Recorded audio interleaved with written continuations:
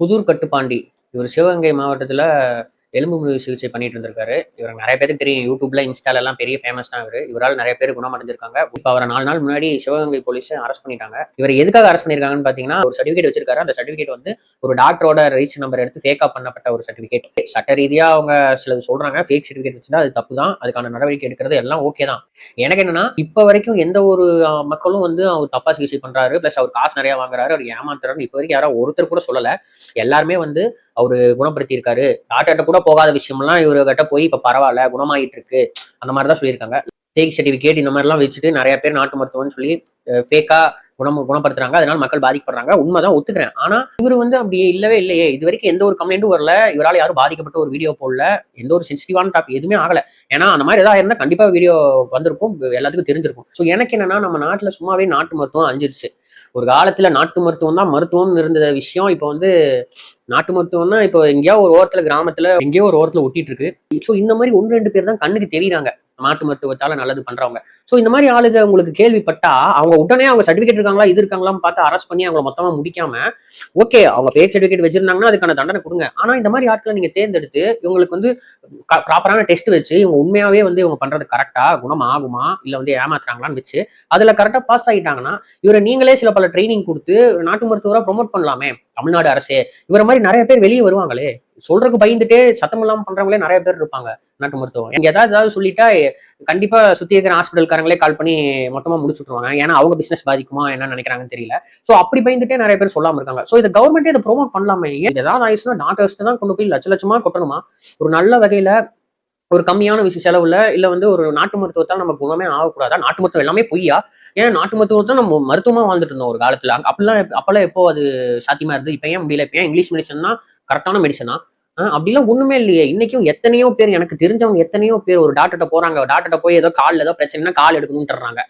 ஒரு சில டாக்டர் என்னங்கிறாங்கன்னா அப்படிலாம் ஒன்றும் பிரச்சனை இல்லை, இதுக்கு ட்ரீட்மெண்ட் இருக்கு, ஆபரேஷன் இருக்கு, காலில் எடுக்க வேணாங்கிறாங்க. ஸோ டாக்டர்கிட்டயே இத்தனை குழப்பங்கள் இருக்கு. அதை வந்து பிசினஸா மாத்தி எத்தனையோ பேர் பண்ணிட்டு இருக்காங்க. ஸோ அப்படி இருக்கும்போது ஒரு நாட்டு மருத்துவம் பண்றாங்க, அதனால மக்கள் பலனடைகிறாங்க. என் மக்களுக்கு எந்த ஒரு தொந்தரவும் இப்ப இல்லைங்கும் போது ஸோ இந்த மாதிரி ஆட்களை ஏன் வந்து அழிக்கும்படியாவே நடந்துட்டு இருக்கு. ஸோ இப்படி இவர் பண்ணிட்டாங்களா, இவரை பார்த்து நாளைக்கு உண்மையாவே ஒரு ரியல் ஸ்கில்டான ஒரு பர்சன் நாட்டு மருத்துவத்துல நான் வரணும்னு நினைக்கிறவனே வந்து பயப்படுவா. அப்படி ஐயோ இந்த மாதிரி தான் வந்து நம்ம தூக்கிட்டு போயிட்டாங்க, வந்தால நம்மளையும் தூக்கிட்டு போயிடுவாங்கன்னு சொல்லி பயப்படுவாங்க. ஸோ பயத்தை தான் உருவாக்கிட்டு இருக்கு. கவர்மெண்ட் வந்து முடிஞ்ச அளவுக்கு நாட்டு மருத்துவத்தை காக்கிறது ரொம்பவே முக்கியம். ஏன்னா நாட்டு மருத்துவத்துல எத்தனையோ நல்ல விஷயம் இருக்கு, அற்புதமான விஷயம் இருக்கு. இங்கிலீஷ் மெடிசன்ல கியூர்னஸ்ங்கிற ஒரு விஷயமே இல்லை. டெம்பரரி சொல்யூஷன்ஸ் இருக்கும், கியூர்னஸ் மேக்ஸிமம் இருக்காது. இது ஒரு பெரிய பிசினஸ், இது ஒரு பெரிய மார்க்கெட். மெடிசன் இப்ப போயிட்டு இருக்கிறது. காசு இருக்கவன் லட்ச லட்சமா செலவு பண்ணுவான். ஓரளவு காசு இருக்கிறவன் கடை வாங்கி செலவு பண்ணுவான்.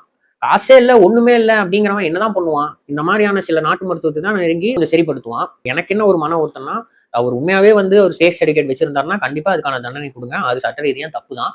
ஆனா அவர்கிட்ட உண்மையாவே ஸ்கில் இருக்கு அப்படின்னா கண்டிப்பா தயவு செஞ்சு அவரை ப்ரொமோட் பண்ணுங்க. இந்த மாதிரி ஆட்களை. நாட்டு மருத்துவம் அழிஞ்சிட்டே வருது. இல்ல லட்ச லட்சமா டாக்டர் தான் கொண்டு போய் கொட்டணும், அதுக்குதான் அவங்க படிச்சு உட்கார்ந்து இருக்காங்க, அவங்க தான் கரெக்டா பேசுவாங்க, அவங்க சொல்றது மட்டும்தான் உண்மை அப்படின்லாம் இல்லாம, உண்மையை யார் சொன்னாலும் உண்மைதான். அது வந்து படிச்ச டாக்டர் சொன்னாலும் உண்மைதான்.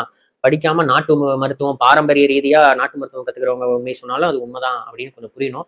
கவர்மெண்ட் இதை டேக் ஓவர் பண்ணி நாட்டு மருத்துவம்லையும் கொஞ்சம் ப்ரொமோட் பண்ணா அது மக்களுக்கும் எல்லாத்துக்குமே ஒரு மிகப்பெரிய ஒரு நல்ல விஷயமா வரும். ஆனா கவர்மெண்ட் அப்படி பண்ணுவாங்களா? எந்த கவர்மெண்டா இருந்தாலும் நான் சொல்றேன், அப்படி பண்ணுவாங்களான்னு கேட்டீங்கன்னா எனக்கு தெரியல. ஏன்னா கவர்மெண்ட் ஹாஸ்பிட்டல்ஸ் நம்ம வச்சிருக்காங்க. ஆனா அதுவே வந்து உண்மையுமே பெர்ஃபெக்டா இன்ஃப்ராஸ்ட்ரக்சர் வைஸ்ல இருந்தாலும் சரி எல்லாத்துலயும் ஒரு குவாலிட்டியா இருக்கானா? இல்ல. ஏன் அது குவாலிட்டியா பண்ணவே மாட்டாங்கன்னு நமக்கு ஒரு கேள்வி வரும். ஏன்னா இங்க இருக்கிற அரசியல்வாதிகள் பாதி பேரே வந்து மெடிக்கல் காலேஜ் வச்சிருக்காங்க, ஹாஸ்பிட்டல்ஸ் வச்சிருக்காங்க. ஸோ கவர்மெண்ட் ஹாஸ்பிட்டல்ஸ்லாம் நம்ம குவாலிட்டியா பண்ணிட்டோம்னா அப்ப நமக்கு யார் வருவா? கல்லாக்கட்ட உள்ள இவ்வளவு பெரிய பிசினஸ் இருக்குல்ல, அது எப்படி பண்ணுவாங்க அப்படின்னு சில பல கருத்துக்கள் இருக்கு. இப்போ கரெக்டான விஷயம் உள்ள ஆட்கள் வந்தாங்கன்னா கண்டிப்பா எதுவும் சாத்தியம். இந்த மாதிரி விஷயம்லாம் வரணும். சும்மா வந்து 1000 ரூபாய் கொடுக்குறேன், 2000 ரூபாய் கொடுக்குறேன், எல்லாம் வேஸ்ட். அடிப்படை ரீதியா நம்ம நிறைய மாற்றம் கொண்டு வந்தா மட்டும்தான் மக்களும் முன்னேறுவோம், நாடும் முன்னேறும். சும்மா ஜிடிபியில நாங்க வந்து இவ்வளவு வந்துட்டோம் அவ்வளவு வந்துட்டோங்கிறது கடன் வாங்குறதுக்கு வேணா ஹெல்ப் பண்ணோம். நாட்டு கடன் வாங்குறதுக்கு வேணா ஹெல்ப் பண்ணுமே தவிர்த்து மக்கள் வாழ்வாதாரத்தை உயர்த்துற ரீதியா ஒன்றும் அது பண்ணாது. இப்போ நான் கேட்கறது என்னன்னா, நல்ல பாரம்பரிய நாட்டு மருத்துவத்தை நம்ம கண்டிப்பா காக்கணும். அதுக்கு ஒரு நடைமுறை உருவாக்கணும் இந்த கவர்மெண்ட், வரப்போற எந்த கவர்மெண்டா இருந்தாலும். என் கருத்து இதுதான். ஸோ உங்களோட கருத்து என்னங்கிறத மறக்காம கமெண்ட்ல சொல்லுங்க. நன்றி.